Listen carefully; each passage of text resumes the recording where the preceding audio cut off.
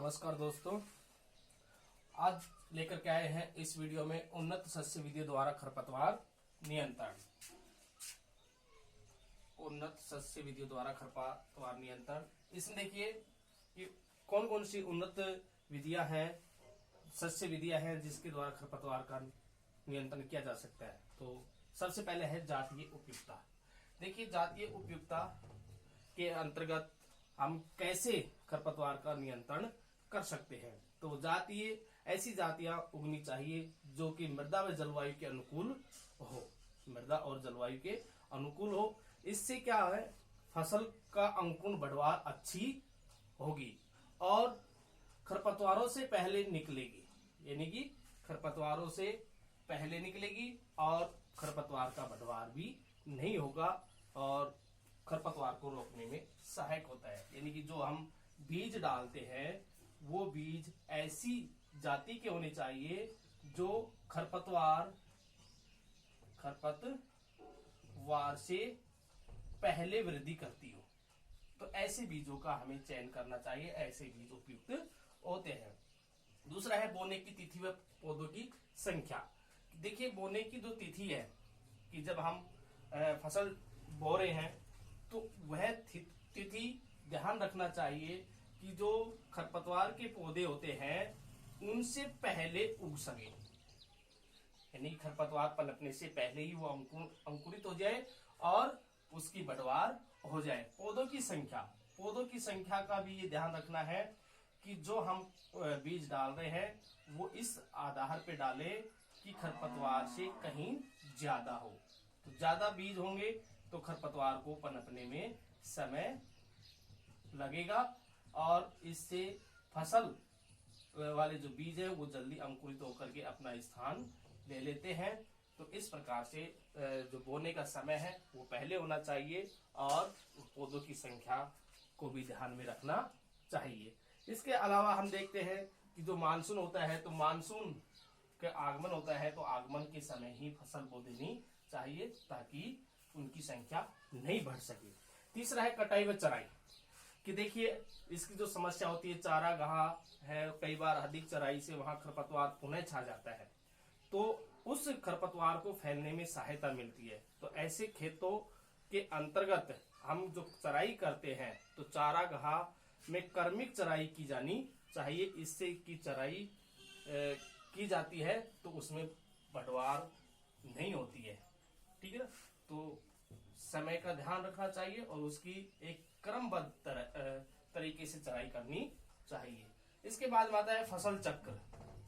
फसल चक्र से क्या अभिप्राय है कि जो हम फसल बोते हैं कि रबी की फसल के बाद में खरीफ की फसल के बाद में रबी की बोते हैं, तो इस प्रकार से जायद फसल का भी हम इसमें शामिल कर सकते हैं कि जैसे मान लीजिए हमने सरसों ली, सरसों के बाद में हमने बाजरा, फिर बाजरे के बाद में हमने चने की फसल ले ली रबी की में, फिर चने के बाद में हमने वहां या कह सकते हैं गवार आदि की फसल ले सकते हैं। तो एक के बाद एक जो फसल चक्र होता है वो अपनाना चाहिए। तो उससे जो संबंधित जो खरपतवार है वो उसको ओजपूर्ण नहीं मिल पाएगा और उसको फैलने में सहायता नहीं मिल पाती है। तो इस प्रकार से खरपतवार का हम नियंत्रण कर सकते हैं फसल चक्र अपना करके। इसके बाद में है मृदा जल संबंध। अब मृदा जल संबंध के लिए हमें क्या करना है कि भाई जो जल है वो जल और मृदा, इसका जो संबंध है वो संबंध किस प्रकार से होना चाहिए। देखिए, मृदा व जल संबंधी जो आवश्यकता होनी चाहिए, आवश्यकता के अनुसार जो उगना चाहिए वह अधिक ओजपूर्ण होना चाहिए जिससे खरपतवारों में प्रतियोगिता करने में सहायक हो। तो जो भी हम बीज डाल रहे हैं तो वो बीज मृदा और जल से प्रतिस्पर्धा करना चाहिए और उसका ओज होता है, यानी कि उसका जो अंकुरण होने की जो क्षमता होती है वो इससे खरपतवार से अधिक होनी चाहिए। तो खरपतवार से जब बीजों में ओज या अधिक है तो वो अधिक वृद्धि करेंगे तो खरपतवार को पनपने में समय लगता है और फसल की बढ़वार हो जाती है। तो इस प्रकार से मृदा जल का संबंध भी हम रखना चाहिए।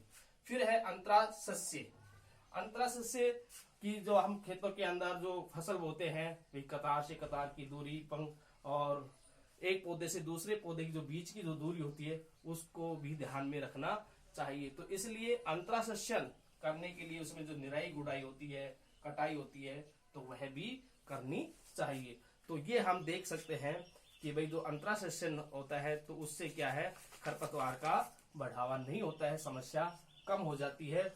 और मक्का व कपास जैसी जो फसल होती है तो उनके बीच में हम कह सकते हैं कि भाई दलहनी जो फसल है उसको हम लगा सकते हैं। तो अंतरासेचन के लिए कपास के बीच में दलहनी फसल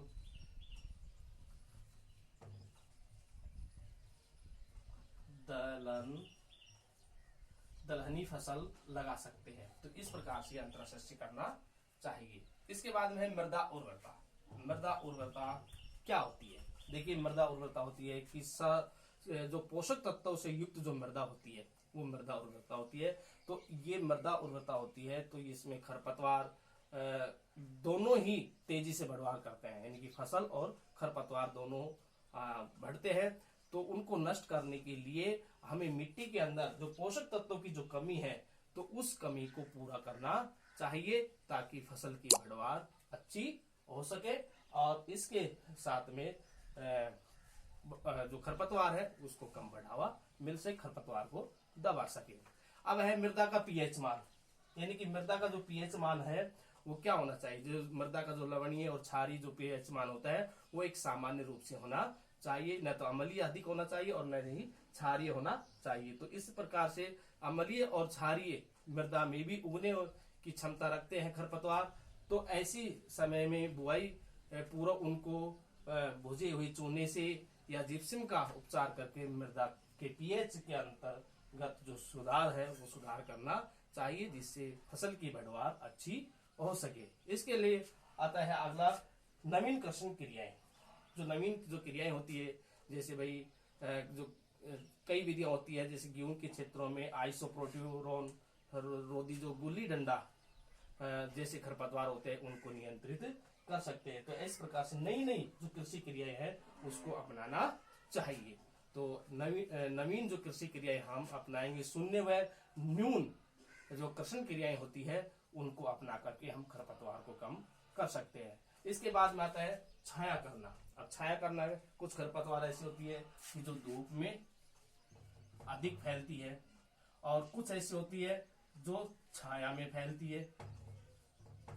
तो इसके लिए क्या करना चाहिए, जो धूप में फैलने वाली है तो उसको हम उसके ऊपर छाया कर सकते हैं और जो छाया में फैलने वाली है उसको हम धूप में करवा सकते हैं, उसकी छाया को हटा सकते हैं। तो इस प्रकार से दोनों का तालमेल करके जो धूप में फैलने वाली है उसके ऊपर छाया करके और जो छाया में फैलने वाली है उसको ओपन करके हम खरपतवार का नियंत्रण कर सकते हैं। तो इस प्रकार के जो कुप्रभाव होते हैं वो फसल के ऊपर नहीं होते हैं और इससे खरपतवार का नियंत्रण होता है और नियंत्रण के साथ साथ में फसल की उपज भी अच्छी होती है। ठीक है, आज की इस वीडियो में इतना ही। धन्यवाद।